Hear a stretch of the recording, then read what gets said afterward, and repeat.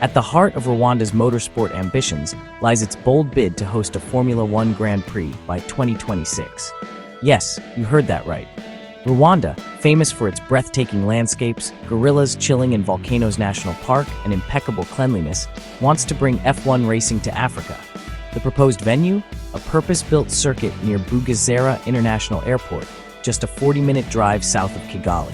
Fast cars and scenic views? Say no more. The track is being designed by Alexander Wurz, a former F1 driver turned circuit architect. Basically, the guy knows what he's doing. The goal is to meet FIA Grade 1 standards, the golden ticket for hosting F1 races. Think of it like leveling up to the boss stage of motorsport. But let's get real for a second. This is no small feat. Africa hasn't hosted an F1 race since 1993, when the Kyalami circuit in South Africa saw the last roar of engines. Rwanda's political stability, modern infrastructure, and laser focus on sustainability make it a surprisingly strong contender. Still, pulling this off isn't exactly pocket change. The hosting fees alone are estimated at $40 to $60 million annually. And let's not even talk about building the actual track, which costs enough to make anyone clutch their wallet. Here's the kicker though, the benefits are massive. A Formula One race in Rwanda would inject fresh energy into the country's tourism industry, create jobs, and turn Rwanda into Africa's motorsport capital. Oh, and it'll also give fans around the world a solid excuse to say, hey, let's go to Rwanda. Imagine cheering for your favorite drivers while surrounded by rolling green hills. Now that's a vibe. Rwanda also knows it's playing the long game. Developing a motorsport culture is key. Grassroots karting programs and regional races will pave the way for local talent and fans to rev up their engines, pun intended, for the big leagues. Before we get ahead of ourselves, let's not forget the major flex Rwanda pulled in December 2024, hosting the prestigious FIA Awards. Kigali made motorsport history as the first African city to host this annual gala, proving that Rwanda isn't here to play, it's here to win. Picture this. A red carpet rolled out at Kigali's iconic Kigali Convention Center, shimmering lights and the sound of engines replaced by applause, for once. The event brought together the biggest names in motorsport. Max Verstappen, four-time Formula One world champion, was there, casually collecting another trophy for his 2024 dominance. Joining him were Lando Norris and Charles Leclerc, still smiling despite trailing Max on the podium. Even McLaren's Oscar Piastri showed up to celebrate his team's Constructors' Championship victory. Oh, and Christian Horner turned up with Jerry Halliwell. Yup, the ginger spice. Because what's motorsport without a sprinkle of Spice Girls nostalgia? FIA Rookie of the Year Gabriel Bortoleto, WRC star Thierry Neuville, and Formula E standout Pascal Wehrlein also graced the stage, proving motorsport really is one big, fast-paced family.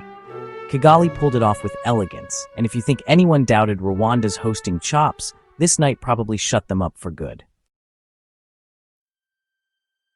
If you're starting to think Rwanda is the MVP of event hosting, you're not wrong. The FIA Awards were just the cherry on top of a growing list of major global events. Let's talk about the Amahoro Stadium, a modern masterpiece in Kigali. Recently renovated to international standards, it's got the works, seating for tens of thousands of fans, world-class facilities, and vibes for days. If you've ever wondered what a stadium glow-up looks like, Amahoro is it. Then there's the Basketball Africa League. Rwanda has become the unofficial HQ for the NBA-backed league, hosting games that feature some of Africa's best basketball talent. The BAL isn't just dunking on opponents, it's turning Kigali into a top-tier sports city. So whether it's slam dunks or checkered flags, Rwanda is proving it's ready for anything. And don't forget the Kigali Convention Center, the jewel of Rwanda's event hosting crown.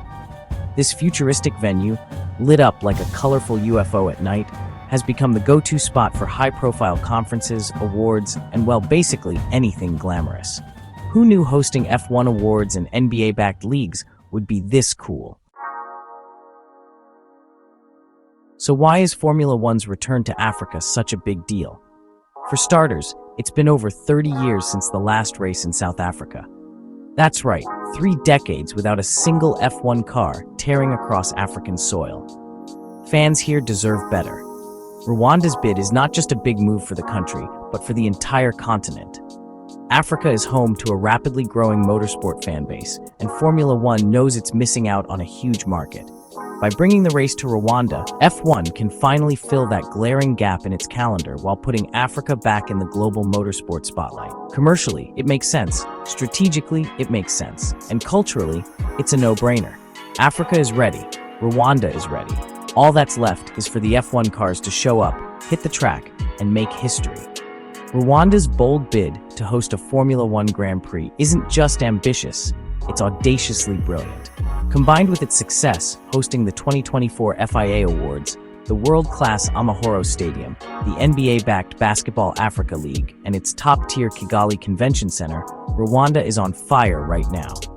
Like someone get a fire extinguisher levels of impressive. Sure, there are challenges. Hosting F1 isn't exactly cheap, but the rewards are too big to ignore. A Grand Prix in Rwanda wouldn't just put the country on the map, it would send shockwaves across the entire continent. So whether you're into high-speed racing, world-class stadiums, or star-studded awards, Rwanda is the place to watch.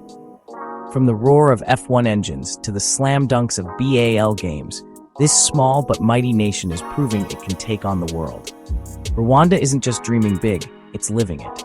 The question now is, are you ready for what comes next? Because Rwanda sure is.